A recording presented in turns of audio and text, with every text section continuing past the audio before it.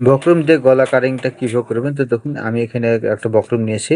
বকরমটা আপনার ২ ভাঁজ করেছি। ২ ভাঁজ করার পর এখানে যে গলাটা আছে এটা এই সাইডের দিকে সমান করে নিয়েছি। নেওয়ার পর এখান থেকে বরাবর কাটিং করে নিতে হবে।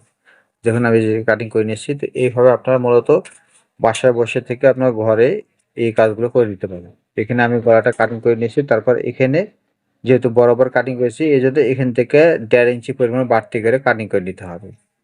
তো এটা কাটিং করা হয়ে গেল। এখন আপনার সেলাই প্রসেসটা আপনাদেরকে দেখাচ্ছি।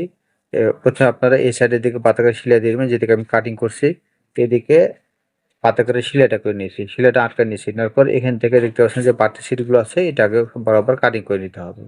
তো এটা কাটিং করার পর এই সাইডের দিকে আপনার কাটিং করে নেবেন। এই সাইডের দিকে কাটিং করার পর আপনি এটাকে আপনার সেলাইটা করে নেবেন। তো এই ধরনের টিপস পেতে অবশ্যই চ্যানেলের সাথে থাকুন এবং পেজটি ফলো দিয়ে রাখুন। তো দেখুন আমি দেখুন কিভাবে এই পাতা করে আপনার সেলাইটা দিয়ে দেবেন। তো এইভাবে খুব সহজে আপনারা এই কলারগুলো জয়েন করে নিতে পারেন, বা যাদের বাসাতে আয়রন নাই তারা এইভাবে খুব সহজেই আপনার গলা কাটিং করে তারপরে এভাবে সেলাই মেরে বসায় দিতে পারবেন, তারপর গলাটা সেটিং করতে পারবেন। তো এই ছিল আজকের ভিডিও। ধন্যবাদ সবাইকে। আসসালামু আলাইকুম ওয়া রাহমাতুল্লাহি ওয়া বারাকাতুহু।